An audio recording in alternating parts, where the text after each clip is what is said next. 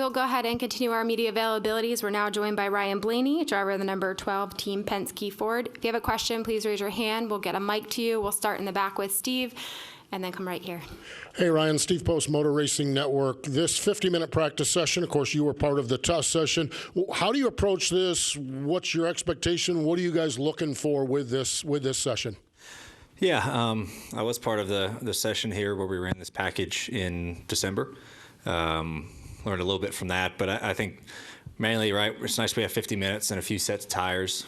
I think what you're looking for is just, all right, what's the balance shift? You know, single car, maybe try to get in a little bit of traffic, kind of see how the balance of your car shifts compared to the old package. So, and I mean, honestly, in December, like there was little things here and there that I think it did better. It wasn't it showed light at the end of the tunnel. It wasn't the save all, but hopefully it's in the right direction. But yeah, just seeing what balance is from the fall to now, I think teams are looking for. And then if you can get around some traffic too, I think that's going to be what you're going to see some guys doing, especially probably at the end of practice when they kind of start fine tuning their stuff. We'll come to your right here to Zach.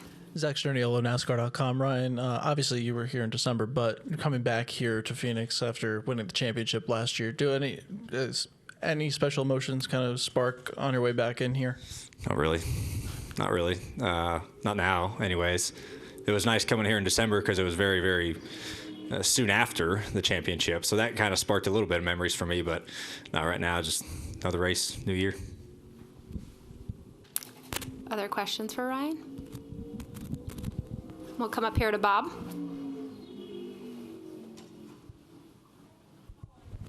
Bob Pockris, Fox Sports. So with a new package and a practice, just how much, do you know everything that's in like Joey's car? Do you know everything that's in Austin's car? And do you even know like stuff about what's in the front row cars now that they have an alliance with you? I mean, we have decent ideas about, what's in Joey and Austin's and Harrison's car and mine, how we compare the two. As far as the front row cars, yeah, I don't know. I mean, that's outside of my pay grade, really, but I've always tried to have an idea of kind of where our 3 or 4 cars are at, just so you can compare, because that's the drivers we meet with. So that's something I've always tried to pay attention to. But yeah, the front row cars, it's nice to learn from them. It's been nice kind of playing off each other. But yeah, I don't know about their stuff. Nope. We're gonna go over here to Michaela, and then in the back to Brian. Hi, Michaela O'Bannon with the Lumberjack.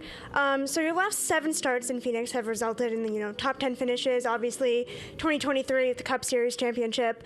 What about Phoenix and this raceway has allowed you to kind of accomplish this?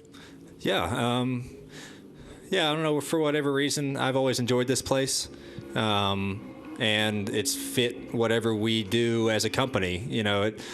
It's funny, like certain tracks, drivers talk about, well, it kind of fits our mindset, as a company of how we set up our race cars and what's successful for us. And it's really weird how those things just kind of work. You see it with like the 5 has been great at Vegas for a few years, and that's a track that works for what they do. And here's kind of been the same way for our group. Like it's just kind of worked with how we prepare our race cars, our mindset on setups. Me as a driver, I like it. So hopefully that continues. Hopefully we can be as strong as we've been here the last couple of years. You never know how you're going to unload compared to everybody else or what everyone else has found, or if you've done your homework enough to improve. But yeah, just kind of works for us, and hopefully that trend continues. We're going to go all the way in the back to Brian and then down here to Lee. Brian Twining, Bettsworth Media Group. You kind of alluded to the fact that the change in the package is, a step in the right direction, but maybe not significant. As a competitor, are you coming into this weekend expecting the same players from the fall race to be guys that you're racing against up at the front? No, I never really try to go on the weekends kind of expecting who's going to be good. I think it can be a toss-up any week, right? So I really try not to get too focused on that. I try to just focus on my deal and how we can be our best, and then whoever's fast in practice, and then you kind of focus on those guys and looking at their data, seeing what they're doing, where are they good. But no, I never really come into a weekend like, I think these are the 5 drivers that are going to be good, just because you never know. I mean, it could be, there's 25 teams at least out here that can be up towards the front, and especially with the new rules package, you don't know, even though it's not wildly different, you never know who's going to be good. We're going to go to Lee and then Nicole. Lee Spencer, SiriusXM NASCAR Radio and CatchFence.com. Ryan, what do you hope to get out of this package this weekend? What do you want to feel? What do you want to see? I mean, clearly we've talked a lot about grip. You know, the new tire and the aero should give you more grip, but what in addition to that do you want? Yeah, I think the biggest thing that when we mess with rules packages like this, and the goal for this package was being better in traffic. Like, that's the whole thing.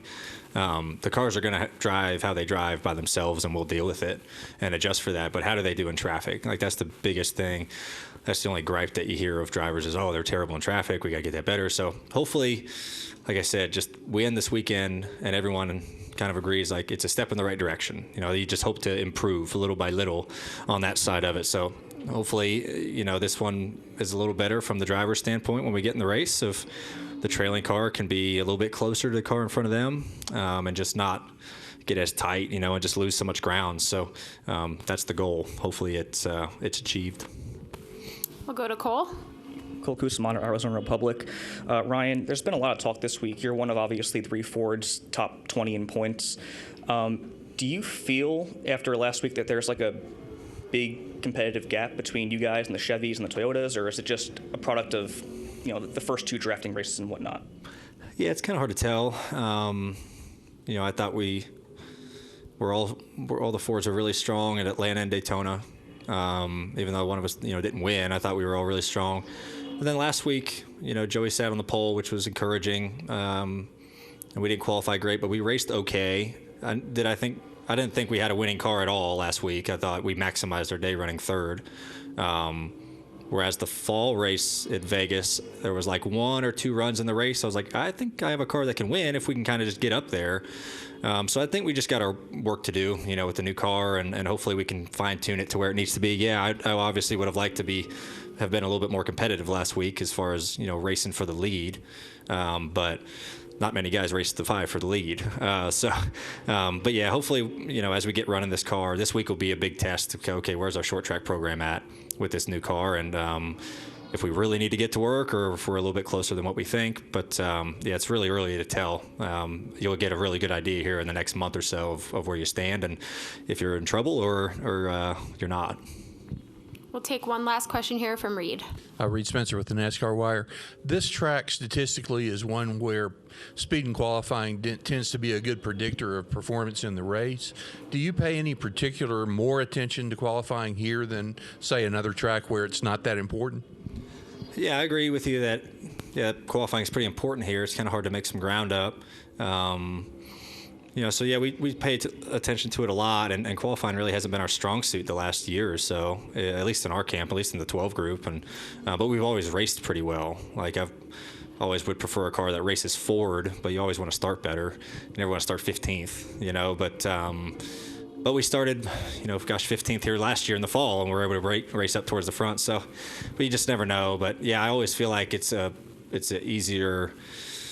You can tell more from qualifying to the race here of who's going to be good or not. Like other places, mile and a half, you never really know. You've seen cars qualify really good at mile and a halfs and then struggle in the race really bad. So it's and Martinsville is kind of the same way. I always look at Martinsville, like I feel like the cars who qualify in the top couple rows of Martinsville, they never race very good. So, but here I feel like it's a lot more consistent with qualifying in the race. So we'll see. We've tried some new stuff this weekend to try to get 1 lap speed out of it, and hopefully we can, you know, tune it up for qualifying, because it's not fun starting 15th here. You have your work cut out for it. So it just makes it harder to start your day off, and pit stalls are not as good. So that is something we really pay attention to.